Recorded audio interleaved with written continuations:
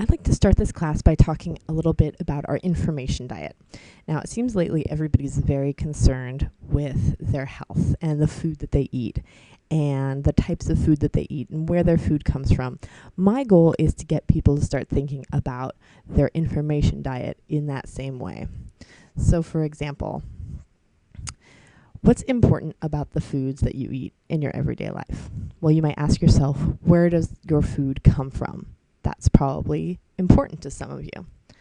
Does it come from a farm? Is it local? Does it come from your own backyard?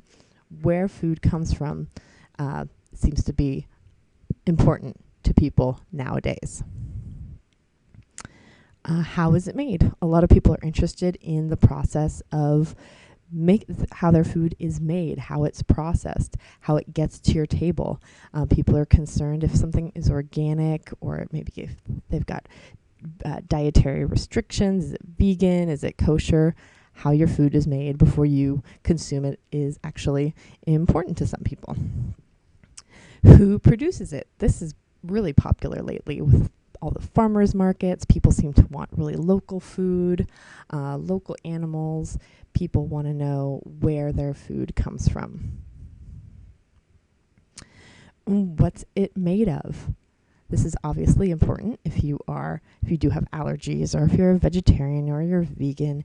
You want to know what you're actually putting into your body.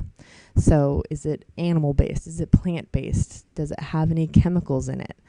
People are very concerned about what their food is made of, how much fat it has.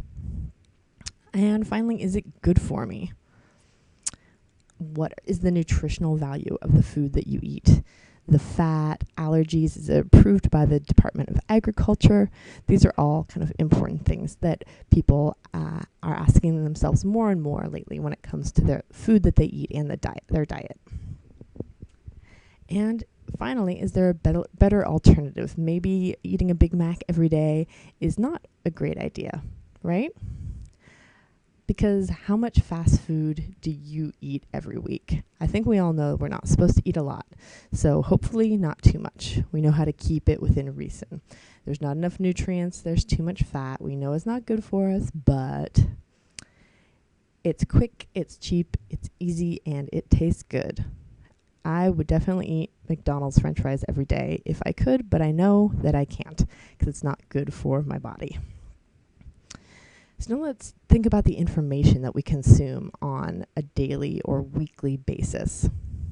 These are the kind of questions that you should be asking yourself, and after this class, hopefully you will be asking yourself, where does your information come from? Is it from a blog? Do you read the newspaper regularly? Do you watch TV? Do you get your information from Facebook? Those kind of questions. It's important to know where your information is coming from. And you want to know how it's made. Is there an editorial process before the information actually gets to you? Is it well researched? Is it published in print, or is it only published online? Is it self-published? And who produces it is very important. You always want to know the authority of the information that you're looking at. Is it produced by the government? Is it some other organization? Is it produced by an individual or a corporation? Understanding who produces your information gives you a really good background and a better understanding of the information that you're actually consuming. And what's your information made of that you're consuming? Is it opinion? Are there facts? Are there statistics? Do they give you original research? Are there interviews? What is it actually made up of? And is it good for me?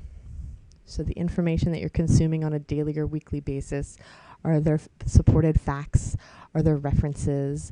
It kind of depends on your need, and we'll be talking about informal and formal needs for information in this class too.